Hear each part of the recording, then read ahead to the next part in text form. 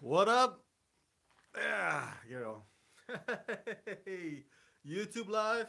Is it too bright? Let me just dim the light a little bit here. There you go. How about now? Good? All right. What up, YouTube Live? This is Rama Screen covering movies, TV, and entertainment. Um, right now, I'm multitasking because um, right now, as I'm doing this live streaming, the Golden Globes is currently still happening. Uh, So I'm watching it on my TV screen, but I also just finished watching tonight's new Star Trek Discovery episode. And you know me, as always, I'm a huge Trekker, big fan, grew up with The Next Generation. So I have to talk about Star Trek Discovery new episode tonight um, for the next few minutes. So bear with me, stay with me. Even if you're juggling Golden Globes with me as well, there will be times during this live streaming where I will be looking at the TV screen to see who just won, and I will type the winner on my computer, and then come back to you to talk more about Star Trek Discovery. But let's right now it's still commercial, so let's talk a bit about tonight's episode. Man, this is too bright. Okay, the episode is titled "Despite Yourself." Here you go. Hold on, I can't turn up the TV because NBC is very strict when it comes to copyright of their stuff going on YouTube whatnot. But Seth Meyers is speaking and speaking. Introducing the next presenters. Hugh Grant and Sarah Jessica Parker take the stage. Um, I don't know what they're presenting. Okay, let's go back. Okay, despite yourself, season 1, episode 10. Oh, four language film. Okay, foreign language film is easy. Okay, let me get back to that. Foreign language film. Where are you? Mm, okay.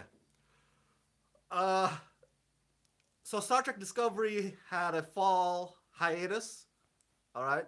So we haven't had Star Trek Discovery for a couple of months or so. Um, oh, who just won?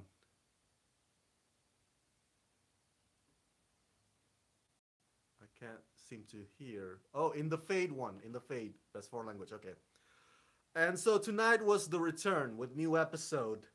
And so what happened is, real recap, the Spore Drive by Stamets, it took a toll on Stamets. So the Spore Drive threw them all the way to a different parallel alternate universe. Now, the concept of parallel universe is nothing new to the Star Trek franchise. Obviously, you know that J.J. Abrams used parallel universe in order to reboot the Star Trek movies. So there are two Captain Kirks now. um, so that it's interesting to see the tonight's or the show's take in tonight's episode. I have some notes here. Let's dissect it real quick.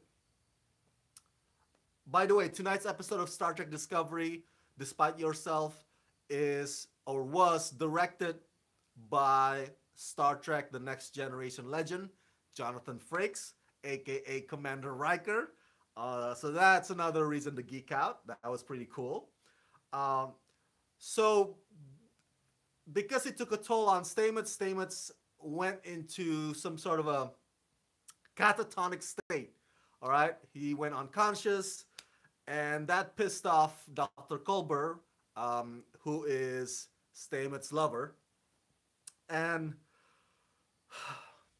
so there's this a bit of clash that happened on tonight's episode between Captain Lorca and Dr. Culber, because Captain Lorca's like, "Oh, you can't be the doctor examining Stamets because you have a bias. You have a relationship with this patient, and we need Stamets to get better. We're at war." And uh, throughout my previous videos about Star Trek Discovery, I've mentioned to you how I grew more and more fond of Captain Lorca because I consider Captain Lorca as somebody who, to him, his priority is to get the job done, however it takes. Unfortunately, tonight, it seems that there were some moments where that comes first ahead or before his statements well-being. And so that you gotta question, is Captain Lorca a good guy here or not? um, and I had to side with Dr. Culber, because freaking a, man, you you push statements too far, and look what happened. So they're in this parallel universe where things are not what they're familiar with. Okay, so the relationship between Klingons and Vulcans and Andorians, they're all out of whack. They're like, whoa, what's going on? This is not how we know this, the relationship between these species. Hold on a second here. Give me 1 second. The Golden Globes is back on. They're presenting the actor for Best Limited Series, and the winner is. Hmm, I want Robert De Niro to win, but I doubt it. We'll see.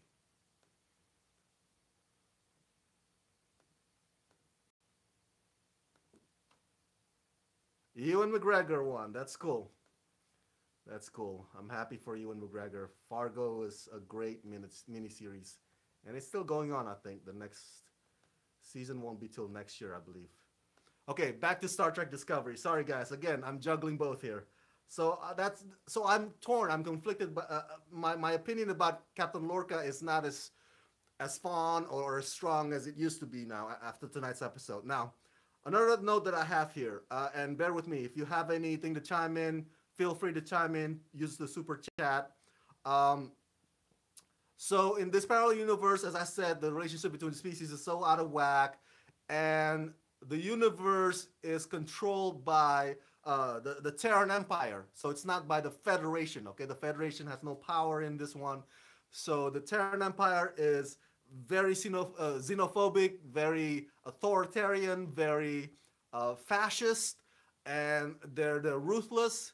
So I joked on Twitter. I said, "Wow, Terran Empire is basically what happens if Donald Trump controls the universe, or somebody like Mussolini controls the universe. It'll be pretty messed up." Um, let's see here. So because of that, Michael Burnham had a great idea. I think a great but risque idea.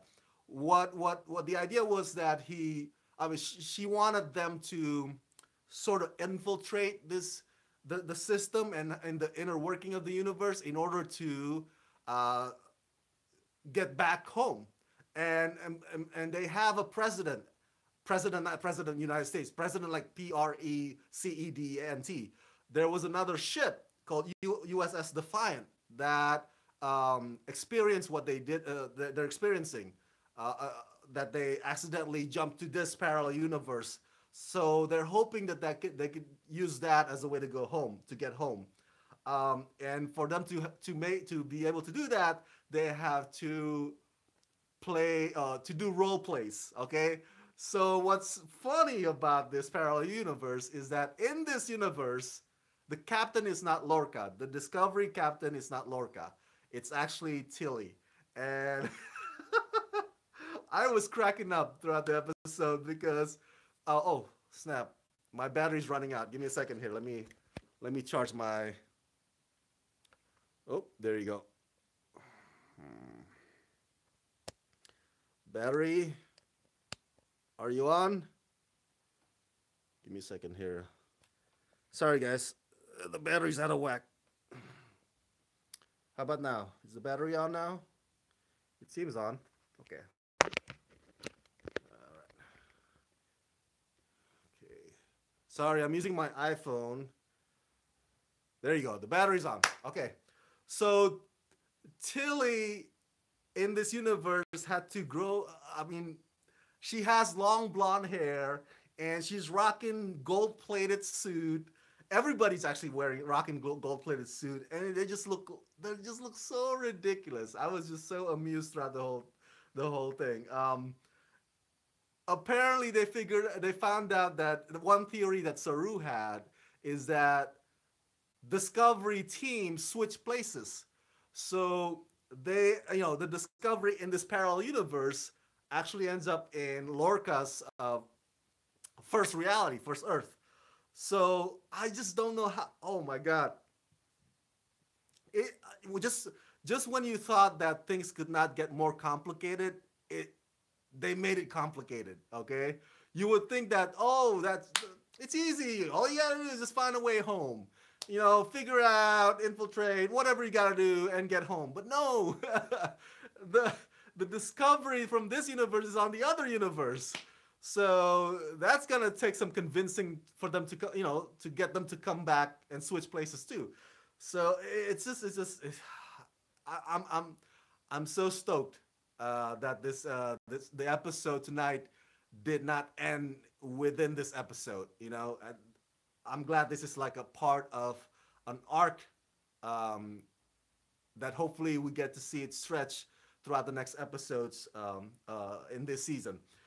Okay, so another note that I have is that last year or a few months ago, as you remember, my fellow Star Trek Discovery fans, there was some brouhaha, some controversy because the Star Trek fans are not happy at the fact that Star Trek Discovery used F word. Do you remember that? And it was Tilly. Tilly's the one that said, "That's fucking cool." She said, "Remember that?" And Stamets like, "Oh yeah, that's okay. Yeah, you can say F word. That is fucking cool." So that pissed off a lot of parents, Star Trek fans out there. It's like, "Oh, I'm not gonna let my kids watch Star Trek anymore." So tonight it was funny because Tilly, the same Tilly that said the F word, said assholes. She said, and I quote, "Let's not keep these assholes waiting." Wow. I don't have any problem with F bomb and assholes and shit in Star Trek universe. I know a lot of you do, and I respect that. Your concerns are valid. I'm using the same argument. I don't think Star Trek series is necessarily for kids anyway. It's always been more PG-15 or PG-22. Um, Diesel Films, what's up, Diesel? Thanks for tuning in. Exactly, it's a change for the franchise. Okay, again, this is not your usual Star Trek series. It's not like the one that I grew up with, Star Trek: The Next Generation. Where it's all procedural and it's all relational. This is actually a big of a part of a bigger arc. Just like how most shows are these days. Um, so I'm okay with F word and S bombs or assholes, whatever. But I think that's gonna. It's funny that it's the same Tilly that says it too. I wonder what the next episode, what Tilly will say in the next ones. Is Tilly gonna say motherfucker? That would be pretty funny. Um, so anyway, because they have to do role plays, right? Um, in this universe, Tilly's the captain. Lorca's supposed to be a prisoner, and Burnham has some history with the ruthless captain from this parallel universe. It's just it's one of those things where you gotta follow it, otherwise, you won't be able to keep up. It's like because things are changing. People are not in their usual roles. Um, so as I'm winding down to my final thoughts here, because it's hard to juggle Golden Globe and talking about Star Trek Discovery at the same time. Right now, Amelia Clarke and Kit Harington from Game of Thrones are taking the stage, and Amelia Clarke looks amazing with blonde hair. I think that's the hair that she's gonna be rocking, probably in the Han Solo movie that's coming out this summer. We'll see. And they're presenting the best musical or comedy series, TV series, and the winner is, I hope, it's Will and Grace, but we'll see. Let me, what is it? Oh, Miss Maisel, of course. Okay, back to you guys. Okay, so my final thoughts. It seems that in tonight's Star Trek Discovery episode, and again, this video contains spoilers. You have to have seen the episode to be able to keep up with me here. It seems that the role playing that Michael Burnham, specifically Michael Burnham, is doing is getting to her head. And it's suggested in the preview for the next week's episode. It seems like, oh my god, maybe I'm changing too now, because this parallel universe brings out the worst in people, right? It's ruthless, it's fascism, and it seems that we're seeing Michael Burnham slowly changing to that dark side. I'm using Star Wars term, of course, but then again, they use the Empire a lot in this episode, so that's another Star Wars thing. So it seems like Michael Burnham is getting drunk with power. You'll see her changing there. I think that's a pretty cool twist, because again, it makes things more complicated. Because now their plan to get home is not going to be as simple as what they laid out. Because Michael Burnham's like, oh my god, I'm the freaking captain now, bitch, bow down to me. And then you see Captain Lorca like, oh hey Diesel Films, Diesel Films just asked, I thought you were doing interviews at the Golden Globes tonight. Unfortunately, Diesel Films, I am not that big yet. But hey, wish me luck though. Keep supporting Rama Screen. Maybe we'll get there someday. Maybe we'll get to cover Golden Globes and the Oscars. So it's thanks Diesel Films. Okay, so they're presenting the actor for Best Musical Comedy. I hope Aziz Ansari wins. Master of None is such a genius show, man. If you've seen Master of None, it's brilliant.